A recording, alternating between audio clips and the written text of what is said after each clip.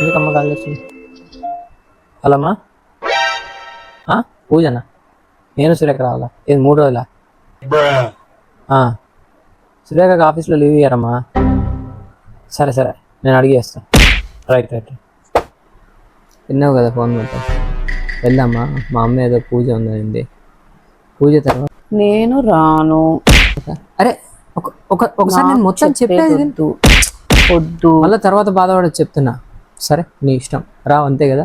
ఏంది అప్పుడే మా ఫ్రెండ్స్ కూడా చెప్పిందా మా అమ్మ. హలో చెప్పురా. వస్తున్నాం రా, నేను సురేఖ పూజ ఉందని మా అమ్మ వస్తున్నాం. పోదు. ఓకేరా ఓకేరా, కలుద్దాం. Right right. నేనే పూజకి రాను, నాకు ఆఫీస్లో లీవ్స్ లేవు, నేను ఎక్కడికి రాను. మా ఇంటికి అనగానే బట్టలు కూడా ఫాస్ట్గా సర్దేస్తావు అబ్బా నువ్వు. నువ్వు వేసుకున్న 4 ట్యాకులు 4 షర్ట్లు పెట్టా, తీసుకో. హలో రే, ప్లాన్ సెట్. సురేఖ రావట్లేదు, మనం గోవా పోతున్నాం, అంతే ఫిక్స్.